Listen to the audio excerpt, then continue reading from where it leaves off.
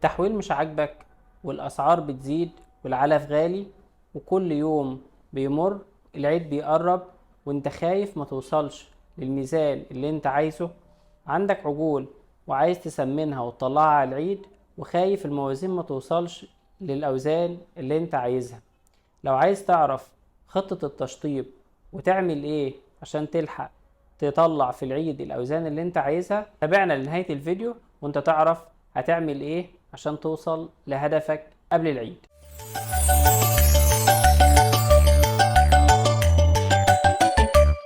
السلام عليكم ورحمة الله وبركاته.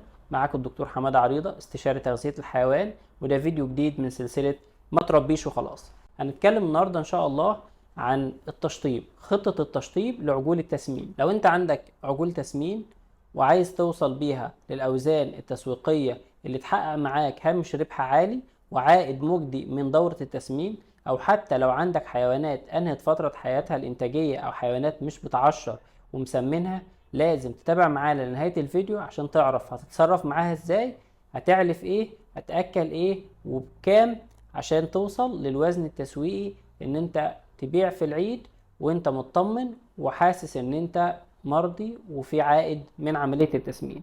بداية احنا عندنا 8 خطوات لازم تعملها ولازم توفرهم خلال الفترة دي، لان الوقت مش في صالحك. بداية انت عشان تبدأ بداية صح، البداية بتنقسم لشقين: شق انت عملته من زمان ونتيجته هتبان دلوقتي، وشق لازم تبدأ بيه دلوقتي عشان نتيجته تبان قبل العيد. ازاي الكلام ده يا دكتور؟ بداية لازم تلتزم بالثمان حاجات اللي هنقولهم. اول حاجة، انت عملت ايه في تجريع الديدان؟ دي رقم واحد. التحصينات بتاعتك عملت فيها ايه؟ تاني حاجة، لسه بتأكل برسيم؟ طيب. تالت حاجة، بتأكل دريس؟ رابع حاجة، بتأكل تبن ولا قش؟ خامس حاجة، أخبار المية عندك إيه؟ سادس حاجة، الخلطة بتاعتك مظبوطة؟ نوع العلف بتاعك إيه؟ هل الحيوانات بتاخد احتياجاتها ولا لأ؟ آخر حاجة معانا، أنت بتستخدم بدايل في العلف بتاعتك ولا بتستخدم مواد علف أساسية؟ انت عارف ان الوقت بيجري بسرعة وكل يوم بيعدي بيفرق. لو محتاج ان انت تبدأ بداية صح وبطريقة سريعة، احنا نقدر نوفر لك ده. عندنا خصومات على الاستشارات والزيارات. لو حابب تستفيد من الخصومات بتاعتنا، ابعت لنا على الواتساب على الرقم اللي هيظهر على الشاشة دلوقتي، وارجع لنا تاني عشان نكمل كلامنا المهم. تعالوا نتكلم بالتفصيل النهاردة عن خطة التشطيب بالنسبة لحيوانات التسمين.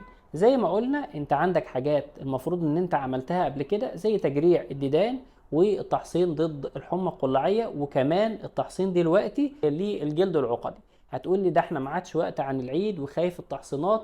ما هو انت النهارده لما تحصن والحيوان يزعل يوم او اتنين بس، يكون معاك الحيوان عمل مناعة فيكمل معاك للعيد، وان شاء الله بامان يندبح وتبيعه، او تبيعه بامان ويندبح وهو تمام وصحته كويسة. اما بقى لو انت كسلت وما حصنتش وفضلت مكسل لغاية العيد، وجاء قبل العيد بيوم باتنين بتلاتة باسبوع جاء عندك اصابة للحمى القلاعية تاني او للجلد العقدي، فهنا انت بتخسر الحيوان بتاعك، لان فترة التسمين بتاعتك كلها هتروح عليك ومش هتبيع الحيوان في العيد كأضحية.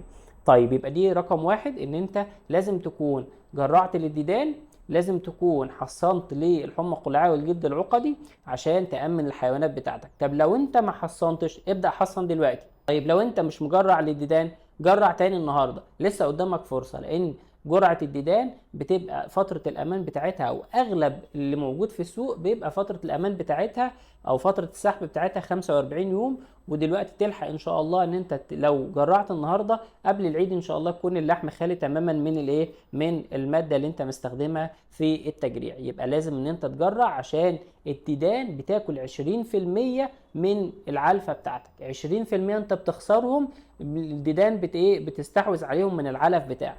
طيب، لسه في ناس النهارده بتقول ان البرسيم النهارده بقى سمين او بقى قيمته الغذائيه عاليه ولسه بتاكل برسيم. لا، انا النهارده بقول لك وقف البرسيم. ليه وقف البرسيم؟ ده البرسيم بقى دلوقتي جودته عاليه، جودته عاليه، بس اي علف اخضر هتستخدمه دلوقتي هيخسرك. ليه؟ لان انت الهدف عندك ان انت تشطب، فانت بترفع المركز. لما تحط مركز وتحط معاه ماده علف خضراء، فبالتالي ماده العلف الخضراء دي سريعه الهضم، بتتهضم بسرعه، وكمان بتخرج بسرعه من من الجهاز الهضمي بتاع الحيوان. فوهي خارجه مش بتخرج لوحدها، ده هي بتاخد العلف المركز معاها. فالعلف المركز محتاج ان هو يفضل في الكرش بتاع الحيوان من 6 ل 8 ساعات عشان الحيوان يهضمه هضم كامل ويستفيد منه اقصى استفاده. فانا لما ادي علف مركز وادي بعده او معاه علف اخضر، فبالتالي انا بقول للحيوان يلا خرج بسرعه، فبالتالي الحيوان هنا يبدا يخرج وتفقد القيمه الغذائيه اللي موجوده في العلف، وكده التحويل بتاعك ما يبقاش عاجبك. ليه؟ لان التحويل مش كويس. هنا طبعا الناس بتيجي تلوم على العلف المركز، ما بتلومش على البرسيم اللي هي بتستخدمه كعلف اخضر. لا، يبقى وقف البرسيم. هتقول لي طب اعمل ايه في البرسيم؟ نشف البرسيم واعمله دريس للدوره الجايه، عشان انت هتاكل النهارده برسيم وتيجي في الدوره الجايه ما تلاقيش حاجه في فصل الصيف. لا، انت نشفه واعمله دريس للدوره الجايه. دي رقم واحد. رقم اتنين، لو انت بتعلف على سلاج، مش بنقول السلاج وحش، ولكن بنقول ثقافة المربيين، ثقافة المستهلكين، ثقافة التجار بتقول أنا مش عايز حيوان واكل سلاج، فبالتالي وقف السلاج وسيب السلاج للدورة الجاية. وهنا أو قلل كمية السلاج على الأقل إن الحيوان ما يزيدش عن 5 ل 6 كيلو في اليوم. وهنا يبقى أنت كده هتحل محله بدريس أو تبن عشان تكمل المادة المالئة. يبقى وقف البرسيم، وقف السلاج. طيب استخدم التبن ولا القش؟ الافضل استخدم التبن. ليه؟ القابليه الهضميه بتاعته اعلى، واستفاده الحيوان منه اعلى، وما بيسببش المشاكل اللي بيسببها القش. وارجع للفيديو بتاعنا القديم بتاع التبن والقش. ده بالنسبه للتبن والقش. طب انا عايز حاجه ماده مالئه تفيدني في الفتره دي وتعمل لي دفع للنمو بتاع الحيوان وتساعد في عمليه التشطيب بتاعتي. افضل حاجه تستخدمها النهارده وسعرها يعتبر معقول مقارنه بمواد العلف المالئه الثانيه، الدريس الحجازي. الدريس الحجازي النهارده اسعاره بتبدا من 9000 لغايه 14000 جنيه. يعني عندك في 9 وفي 10 وفي 11 وفي 12 وفي 13 وفي 14 درجات جوده مختلفه. وده طبعا بيديك فرصه ان انت تستخدم اكتر من ماده علف مالئه. فبالتالي هنا لما تيجي تقارن التبن والدريس الحجازي، لا، استخدم دريس حجازي. ما تستخدمش دريس حجازي بنسبة 100%، ولكن دخله بنسبة على الأقل التلت من العلف المالئ بتاعك. يعني ايه؟ يعني الحيوان لو هياكل 3 كيلو علف مالئ يعني تبن ودريس، يبقى انا هديله 2 كيلو تبن وكيلو واحد من الدريس. ده هيرفع معايا معاملات الهضم، هيرفع معايا في معاملات الهضم، وكمان هيحسن لي استفادة الحيوان من العلف، وكمان هيقلل لي من كميه العلف اللي انا هخدمها. ليه؟ لان النهارده الدريس الحجازي اقل جوده في الدريس الحجازي نسبه البروتين فيها هتبقى 16%، فبالتالي جوده عاليه جدا بمقارنه بالتبن والقش والكلام ده. تمام؟ فبالتالي هنا هتستخدم الدريس الحجازي كبديل امن او ماده علف مالئه اساسيه. طيب ايه كمان عندنا؟ لازم ان انت تكون العلف بتاعك مظبوط. يعني ايه؟ يعني في بعض الناس بتعمل خلطات على ايديها، ويجي بقى قبل العيد يقول لك ده انا عايز ارفع الطاقه واقلل البروتين، فما يجي يرفع الطاقه بتاعته العليقه بتاعته ما تبقاش مظبوطه. يبقى هنا يا اما ان الطاقه هتبقى عاليه قوي وتعمل حموضه، وترجع للفيديو بتاع ساره عشان تعرف مخاطر الحموضه على حيوانات التسمين.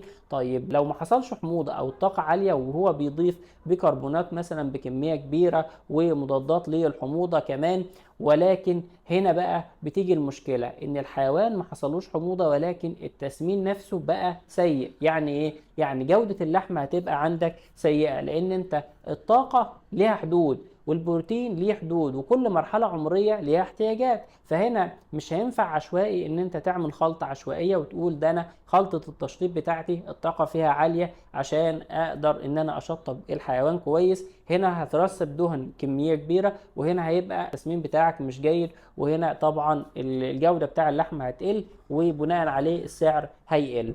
طيب ايه كمان ممكن عشان نشطب صح؟ بلاش بدايل. يعني ايه بلاش بدايل؟ يعني في ناس النهارده يقول لك والله العلف غالي، طب انا هدخل بدايل تانية. البدايل التانية ديتي بيلجأ البعض ان هو يجيب عيش من المخابز، من المخلفات بتاع المخابز والمطاحن، ويبدأ ان هو يدخلها في عليقة الحيوان. وبرضو احنا اتكلمنا في الفيديو بتاع البدايل بتاع مخلفات المخابز والمطاحن واستخداماتها في التسمين. هنا لو استخدمتها النهارده في التشطيب وقلت ده انا هستخدمها عشان طاقتها عاليه عشان اسمن بيها وسعرها منخفض، برضو احنا قلنا في الفيديو في حدود الاستخدام، عشان اللي بيزيد عن حده بيتقلب ضده. وهنا طبعا هتلاقي التسمين عندك ظهرت مشاكل الحموضه، وبرضو جوده اللحم عندك هتكون منخفضه. طيب نيجي بقى لأهم نقطة لازم انت تكون عارفها في مرحلة التشطيب او في عملية التسمين كلها، اللي هي ايه؟ جودة المية بتاعتك.